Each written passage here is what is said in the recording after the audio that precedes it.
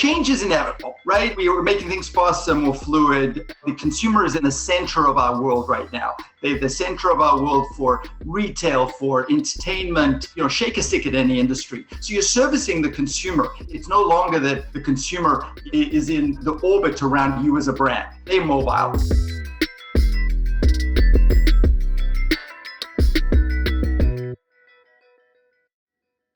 You mentioned that you don't like the term alternative lending. What would you prefer that we use?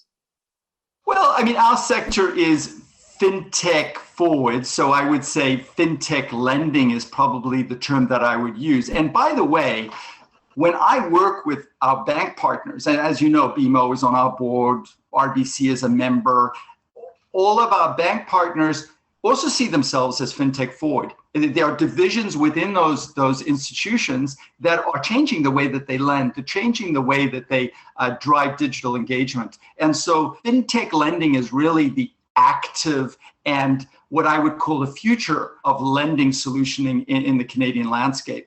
I'll take a quick tangent. I've always been in technology. I used to be in telecom. And I remember when the first, smartphone came out, and as you can see, a little gray hair, I'm a little dated. But when the first smartphone came out, people talked about smartphone and mobile. Oh, what was your business? Oh, I'm in mobile, right? And then somewhere along the line, everybody was in mobile, and nobody talked about mobile anymore.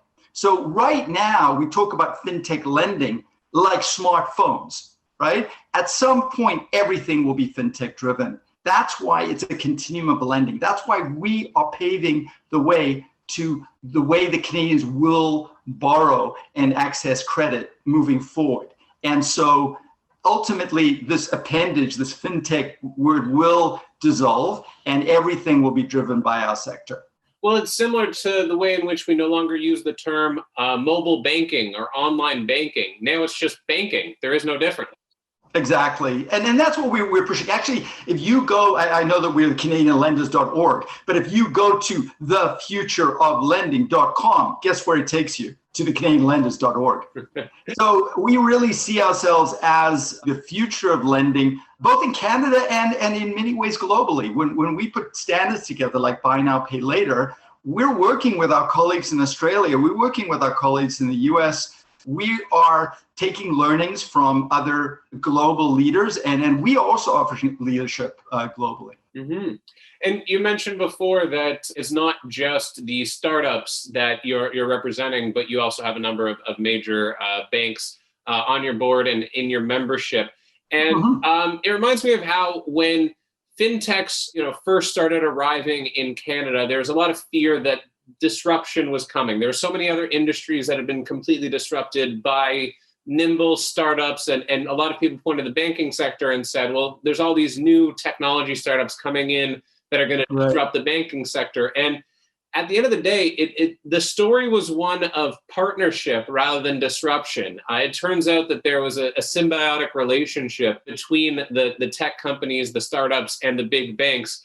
Can you tell me a little bit about where those partnerships are today and what the results of that relationship has been? Look, you know what?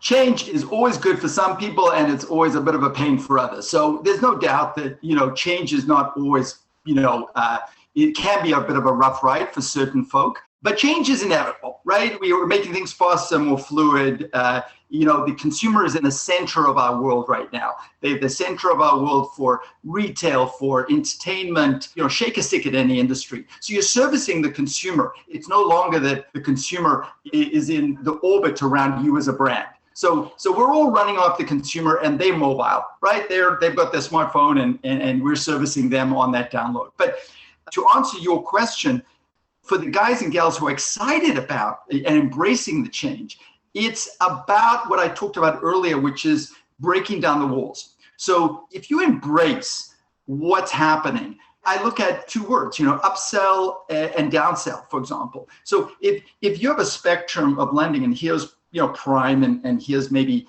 on the other side non-prime, and you see this as on one side the opportunity to nurture folk, because all our lenders, by the way, do trade line reporting through to the bureau. So as you pay off your loan, you're moving up, and nurturing up towards prime. So if things are flowing upstream on one side.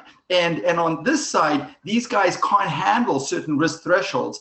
So the opportunity is for companies such as buy now, pay later vendors, for example, to partner with banks to extend their lending upstream, and also for banks who have a risk appetite, which is very defined, to be able to partner with guys who are more nimble, that have smart underwriting processes, that use maybe a little sharper algorithmic decisioning to take on a little bit more of the risk appetite. But the wonderful thing is now the bank that is traditionally a laddered service company, right? So you start, I'm 5 years old, I walk into the bank, I get my first checking account, and then bam, suddenly I'm married, I've got a mortgage and insurance, and I'm with the same bank, right? That's called laddered services, right? Well, what happens when a bank comes across a borrower, but they outside of their risk threshold or their risk appetite? They don't want to lose them. They don't want to lose that relationship. So can they form a relationship with a more nimble lender, but they retain the relationship with the customer so that as the relationship evolves, they haven't just sent them away, they can nurture them into laddered services. So there's so many fun ways that we can cooperate as an ecosystem.